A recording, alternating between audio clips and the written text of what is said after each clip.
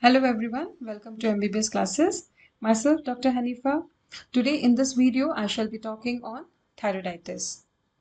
The learning objectives for today's class is we'll learn about first of all what is thyroiditis and its subtypes. We'll also learn how to differentiate between the different subtypes. Now coming to the thyroiditis it is a benign inflammatory or autoimmune disorder of the thyroid gland. It is not a single disease, but it constitutes a group of disorders. There are different subtypes of the thyroiditis, and so the clinical presentation is also diverse. You may not get the same clinical finding in all the patients, and you may not get all the clinical feature in a single patient. So the symptomatology, you must know the patients, they may present as the endocrine symptoms. That means they may present depending on the functional status of the thyroid gland. They may present to you in a state of hypothyroidism, or some patients may also present to you in a stage of thyrotoxicosis. Some may present with the compressive symptoms. In some cases it may be an incidental finding, or in females especially they may present due to the cosmetic concerns, because most of the cases of the thyroiditis they present as enlargement of the thyroid gland. The hallmark of this thyroiditis or the inflammatory thyroid disorder is the lymphocytic infiltration of the gland. Now coming to the different subtypes of thyroiditis, the most common which is encountered and which is most common is the Hashimoto's thyroiditis, also known as the chronic lymphocytic thyroiditis. Now there are again two types of subacute thyroiditis. The first is the subacute lymphocytic thyroiditis, which again has the two subdivisions like postpartum thyroiditis and sporadic silent thyroiditis. Now, the other type of subacute thyroiditis is the subacute granulomatous thyroiditis, which is also known as the De-Quervain's thyroiditis. So, these two subacute varieties, they are basically, you can say, the pathological classifications.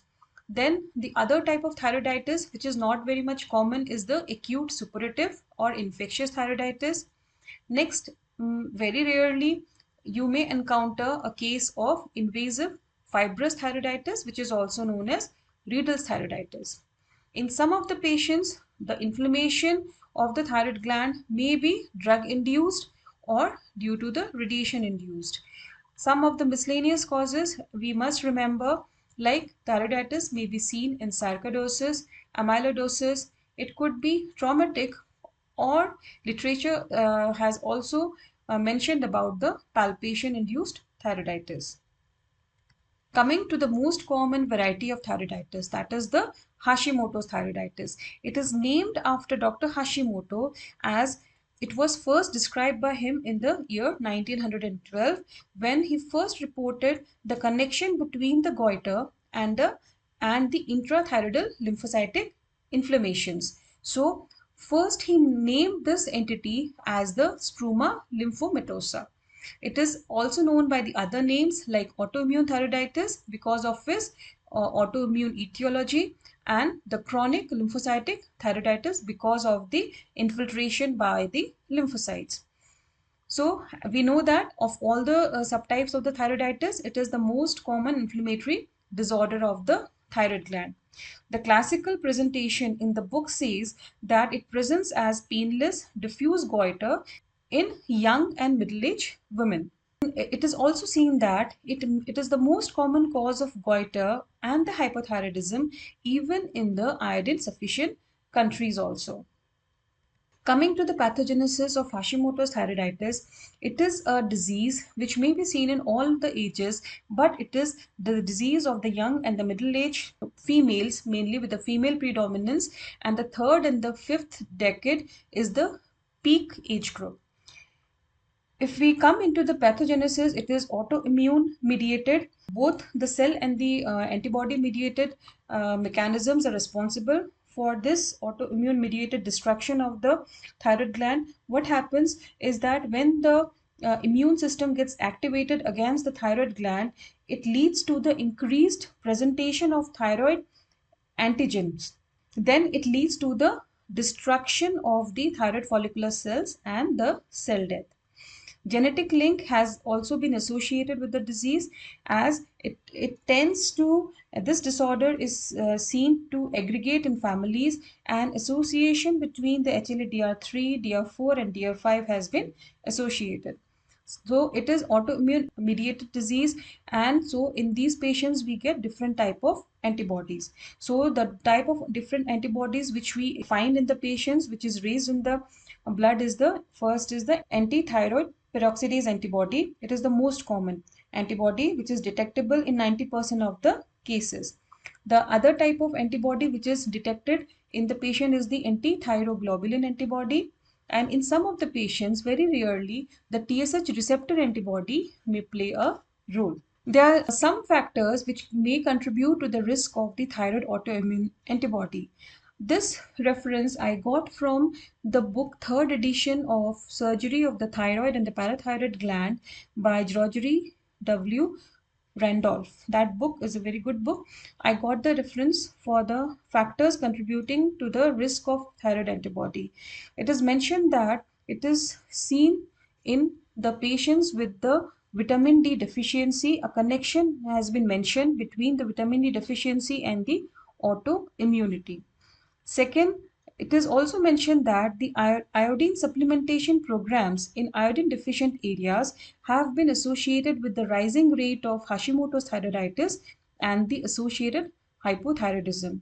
Now, among the other factors which are found to be associated with this disease are the reduced serum selenium, gender, the female genders, the use of the sex hormones like estrogen therapies after the postpartum thyroiditis, and association between the Down syndrome and Turner syndrome has been mentioned in the book. Coming to the pathological findings, the most important finding is the infiltration by the lymphocytes, both B type and the T types. As you can see, these are the different lymphocytes. The area of involvement, it may be focal or it may involve the whole of the thyroid gland. The next cell, which is very much pathological, is the finding the Hurtle cell or the Ashkenazi cell. These are the Hurtle cells are those follicular cells that undergoes metaplasia into the larger eosinophilic cells. And finding the lymphoid germinal centers is pathological diagnostic finding for the Hashimoto's thyroiditis. As the destruction progresses, we may encounter some follicle destructions and the fibrosis, which again may be focal or it may involve the entire lobe. Coming to the clinical presentation of Hashimoto's thyroiditis, so the usual presentation is the goiter. That means the enlarged thyroid gland. So the thyroid gland is most commonly, it is diffusely enlarged, it is non-tender, and it has a typical rubbery texture. Most of the time, this goiter is the presenting symptom, but in some cases, it may be the incidental findings. Very rarely, when the thyroid gland it enlarges very rapidly, it may produce compressive symptoms like dyspnea and dysphagia. So when we examine the thyroid gland, typically the thyroid gland will be firm in consistency, lobulated, and it will be non-tender goiter. The functional status of the gland is highly variable. In majority of the cases, the patients are in the euthyroid stage, but in some they may present in the hypothyroid or the hyperthyroid state. And very rarely, they may also present with the anterior neck pain. But this anterior neck pain is not commonly found in the Hashimoto's thyroiditis.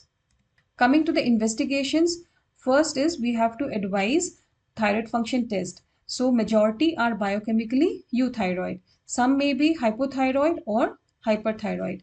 So we have to advise the patients to undergo examination for the thyroid antibodies.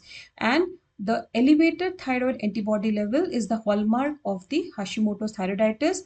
So the most commonly elevated thyroid antibody is the anti-thyroid peroxidase and the anti-thyroglobulin antibody. So we have seen TSH receptor antibody may be found in some of the cases. When we do the ESR, it is normal, and the ultrasound, when it is advised, it frequently shows heterogeneity with the pseudo nodules. These pseudo nodules are very much commonly seen in the Hashimoto's thyroiditis. Now, coming to the clinical management of Hashimoto's thyroiditis, if a patient is euthyroid with the positive antibody titer, then we need to monitor the patients without institution of the thyroid hormone replacement. But if a patient is presenting to you in the hypothyroid state, then we have to start the thyroid hormone replacement therapy, because our goal is to achieve a TSH level in the normal range. In some of the cases, we may have to start the thyroid hormone replacement to reduce the size of the goiter, even when the TSH is within the normal range. Now, coming to the second entity of thyroiditis, that is the subacute thyroiditis. So we have seen that the different forms of subacute thyroiditis exist. Basically, they are classified on the basis of presence or absence of pain. Subacute thyroiditis, it is also known as destruction-induced thyroiditis. There are mainly two types of subacute thyroiditis. One is the lymphocytic and second is the granulomatous thyroiditis. But the common feature of the different type of subacute thyroiditis is they share the common hormonal pattern. So there are four stages of the hormonal status. First, there will be an abrupt onset of the thyrotoxicosis, which is followed by the brief period of the euthyroid state. Then the patient goes into the hypothyroid state, which may persist for some time, and then they return to the euthyroid stage. The second common feature is that women are commonly affected in both the entities. So the two types of subacute thyroiditis, first is the painless and second is the painful. So the painless variety is the subacute lymphocytic thyroiditis, and the painful variety is the subacute granulomatous thyroiditis, that is the De-Quervain's thyroiditis. The painless subacute thyroiditis, the most common type is the postpartum thyroiditis, and very rarely you may encounter the sporadic silent thyroiditis. By the term subacute, it usually suggests the temporal stage of the thyroid process of the inflammation. But actually, by subacute, it refers specifically to the granulomatous appearance in the thyroid gland, which we get on the histopathological examination. So the terminology subacute is basically it refers to the pathological appearance of the granulomas in the thyroid gland. The two subtypes of the subacute lymphocytic thyroiditis are the postpartum thyroiditis and the sporadic silent thyroiditis. The only difference between the two is the postpartum, definitely, as the name suggests, it is following the childbirth. If we see the pathogenesis, both are autoimmune in nature, with the genetic susceptibility is found in most of the cases. It is seen that women with the positive antithyroid antibody in the first trimester or delivery are at high risk of developing postpartum thyroiditis. And incidence, in different studies, the incidence varies from 2% to 21%. Coming to the clinical presentation, it's a disorder of four phase, but it is not necessary that in one patient we will get all the phases. It is not. Some patients may present to you in the euthyroid stage. Some patients may present in the beginning, some patients in the hypothyroid stage. So, but we must know all the different phases of the disease. So, first is the abrupt onset of the hyperthyroid state.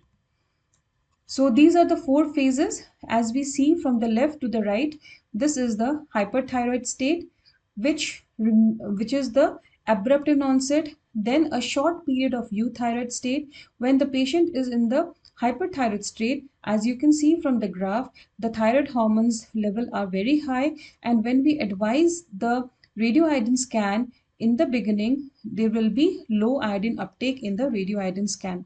Then as the patient goes into the euthyroid stage, the hormone level, it reduces, and even at this level, the radioiodine scan it shows low uptake.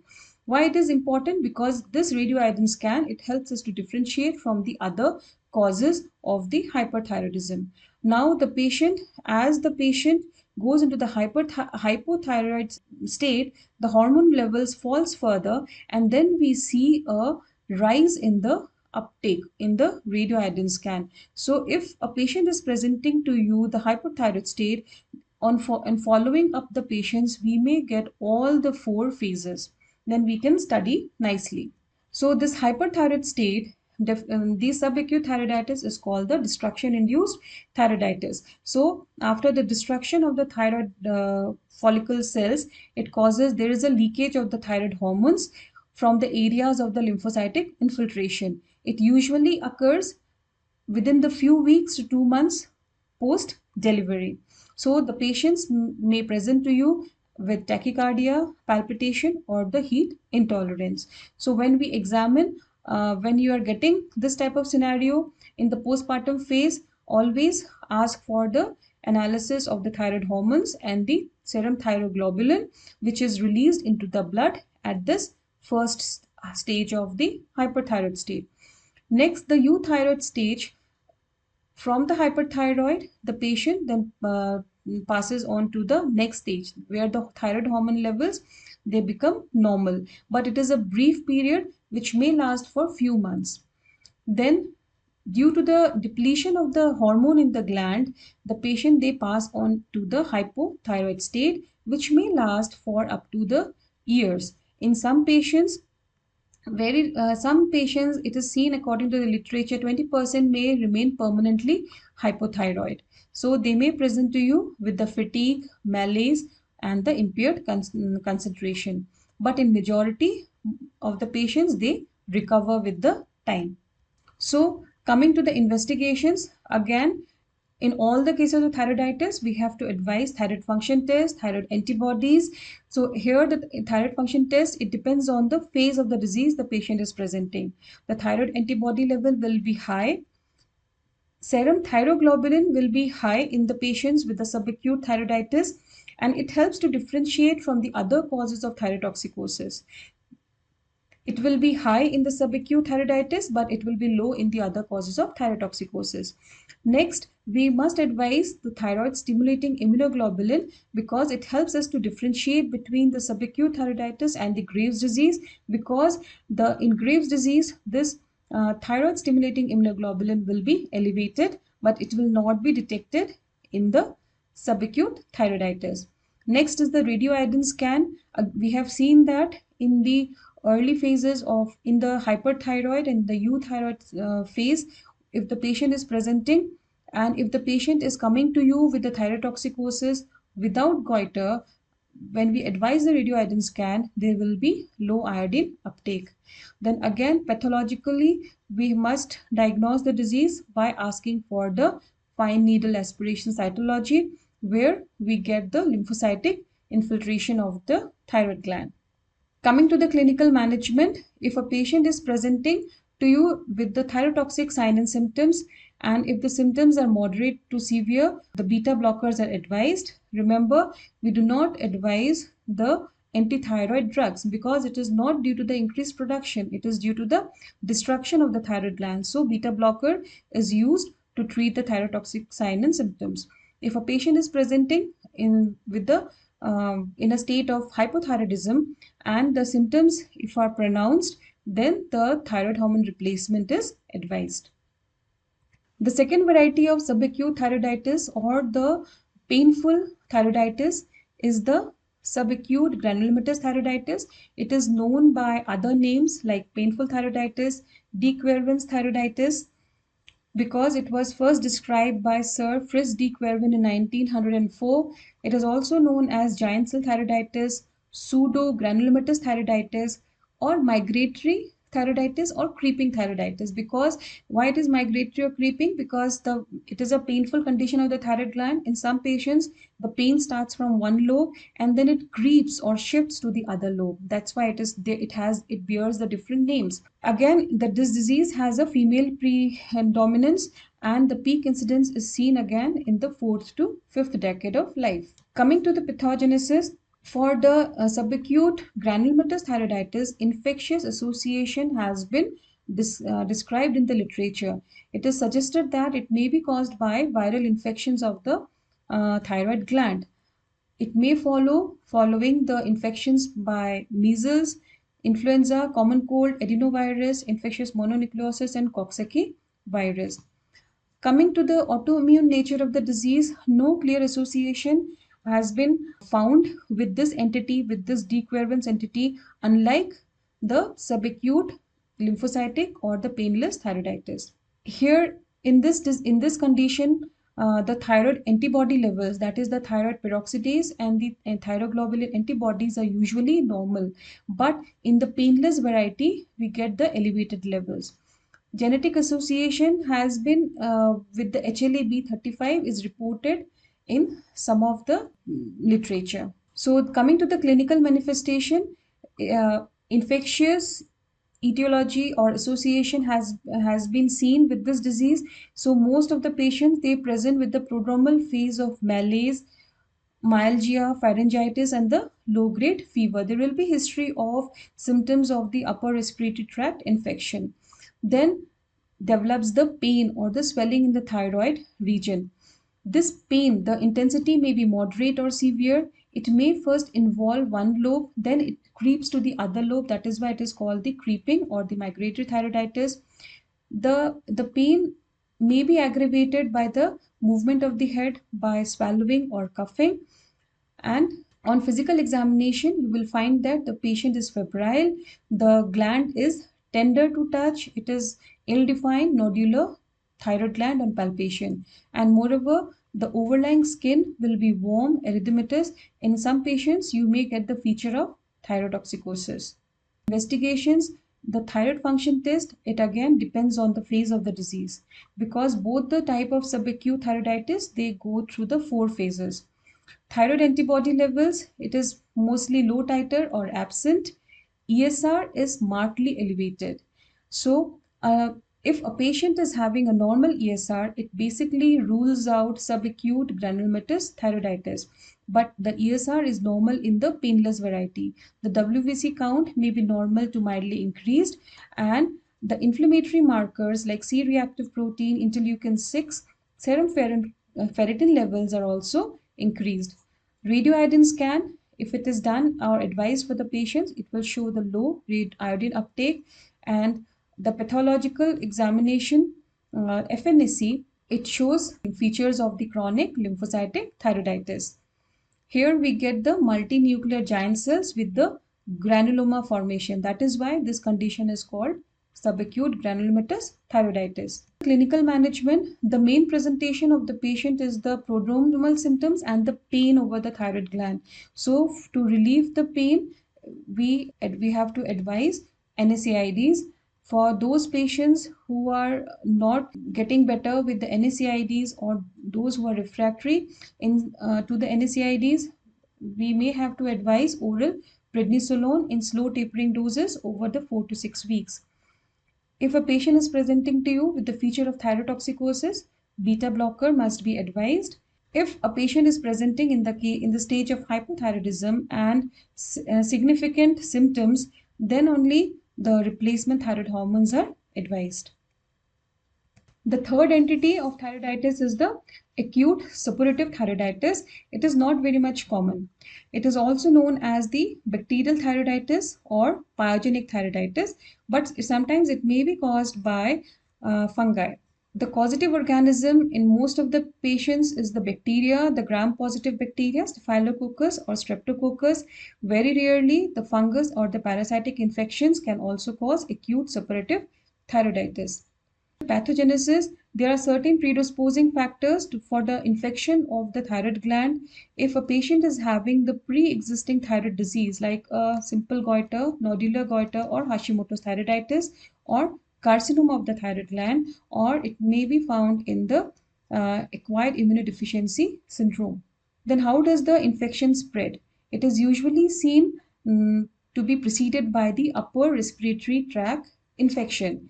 And what happens if a patient is giving a history of recurrent episodes of thyroiditis? In that case, we must rule out the piriform sinus fistula communicating the thyroid gland.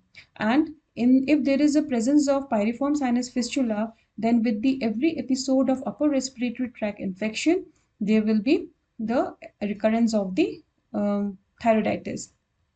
It is commonly seen in the late fall or the spring months. The disease may spread by lymphatic spread, hematogenous, or by the direct extension of the infection. So, just like in any other suppurative condition, in acute suppurative thyroiditis, the main clinical presentation is pain and swelling over the thyroid region. There will be associated fever. There will be difficulty in swallowing, pain during swallowing, that is the odynophagia, and sometimes the change in the voice due to the local compression. Then on palpation, the gland will be tender. If you're getting a painful swelling over the thyroid gland, we have to look for the complete blood count. Then in the elevated ESR, we will be encountering the increased neutrophil count. We have to advise the ultrasound neck. If there is any abscess, we have to take the sample for the culture and sensitivity and cytology.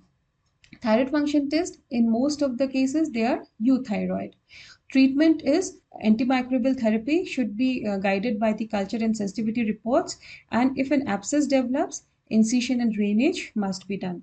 The next variety of the thyroiditis is the Riedel's thyroiditis. It is also known as sclerosing thyroiditis, invasive fibrous thyroiditis, or struma fibrosa. It is a rare disorder of unknown cause. But in some studies, they are again showing the possibility of autoimmune mechanism. It is a rare variety. It is a sclerosing. In other types of thyroiditis, we don't get significant fibrosis. In Hashimoto's, we may get in the later part some fibrosis of the gland, but here the complete thyroid gland is replaced by the dense fibrous tissue, and this is the pathological finding.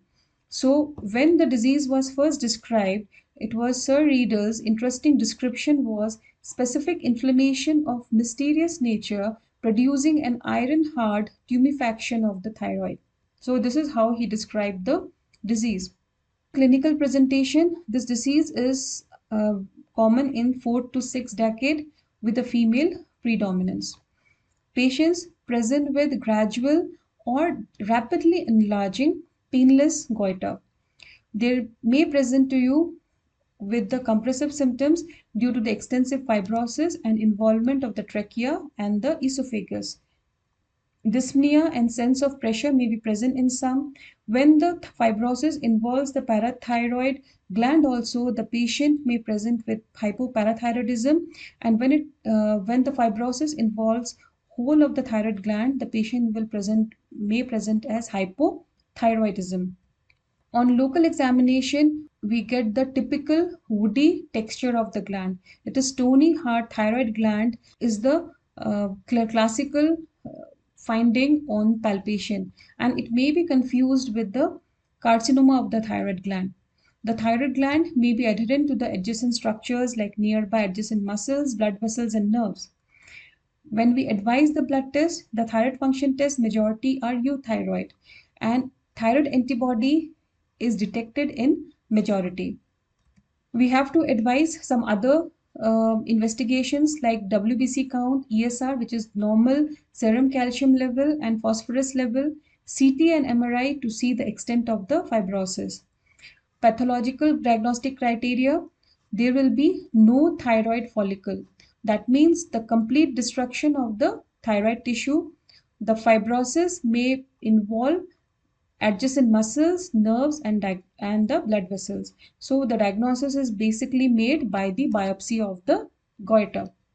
Clinical management, the treatment is mainly surgical to relieve the compressive symptoms. Extensive resection is impossible because it involves all the nearby structures.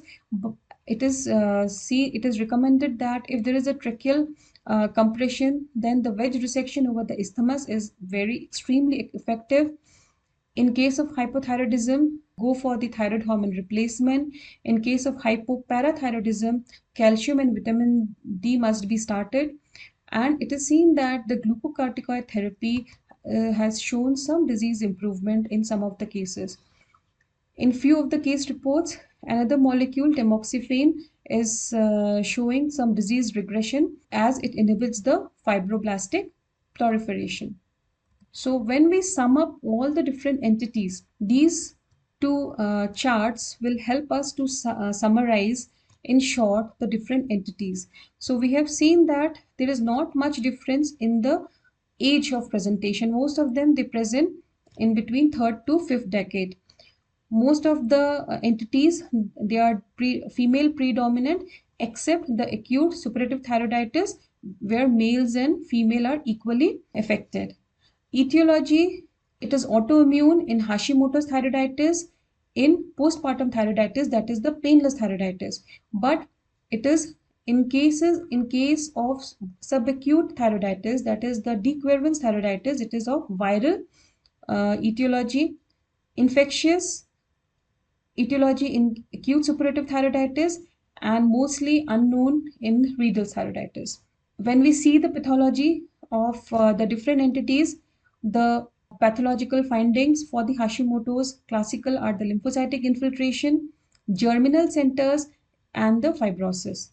Then, in case of postpartum thyroiditis, it is also known as subacute lymphocytic thyroiditis. So we get only lymphocytic infiltration. In subacute thyroiditis, it is the presence of granulomas and the giant cells. In Riedel's, we get dense fibrosis. In acute suppurative thyroiditis, we get abscess formation. Clinical presentation. So if we see the prodromals, we get in Hashimoto's, there is no prodromes. Postpartum is following the delivery, few weeks to months after the delivery. In subacute, it is following the viral illness. In subacute suppurative thyroiditis also, it is following the viral illness. So the fever and malaise is seen only in the painful subacute thyroiditis and acute suppurative thyroiditis. If we see the goiter, painful goiter we get only in subacute thyroiditis, and in the acute suppurative, the rest of the goiters they are non-painful. Then thyroid antibody will be high in Hashimoto's, that will be persistent. It will be high in the postpartum. It will be absent or low in the subacute and acute suppurative. And Riedel's thyroiditis also we get high antibody. Then the thyroid function test, most of the patients of Hashimoto's, they are hypothyroid. Then again, in postpartum thyroiditis and subacute, they share the common 4 phases, thyrotoxicosis to the recovery. Then ESR. ESR will be normal in Hashimoto's, it will be normal in postpartum, but it will be high in subacute, high in the acute suppurative thyroiditis. And it will be normal in the Riedel's also. Coming to the relapse, Hashimoto's thyroiditis, it is a persistent disease. Postpartum, it relapses with the subsequent pregnancies. Subacute, painful or the granulomatous thyroiditis, it doesn't relapse. In cases of acute suppurative thyroiditis, if there is a PFS fistula connecting with the thyroid, then only it recurs. And this Riedel thyroiditis itself is a rare disorder. Now coming to the thyroiditis induced by the drugs. So we must know what are the different drugs which may induce the thyroiditis. So it is commonly list the drugs amiodarone, interferon alpha, lithium, interleukin 2 and the minocycline. So we must remember some of the common causes of the drug induced thyroiditis. Now we have seen that the patients with the thyroiditis, some may have the painful goiter, some may not have. So if a patient is coming to you with the pain over the thyroid gland, so what are the differential diagnoses we must keep in mind? So first is the most common is the subacute De-Quervain's thyroiditis. Second is the acute suppurative thyroiditis. There may be the pain over the thyroid gland due to the acute hemorrhage into the thyroid cyst or nodule, rapidly growing thyroid carcinomas. In some of the Hashimoto's thyroiditis may present as painful, although not very common. Then infected thyroglossal duct cyst and radiation thyroiditis. So we must remember the differential diagnosis for the thyroid pain also. So with this, I come to an end of this video. Thank you for watching this video and MBBS classes.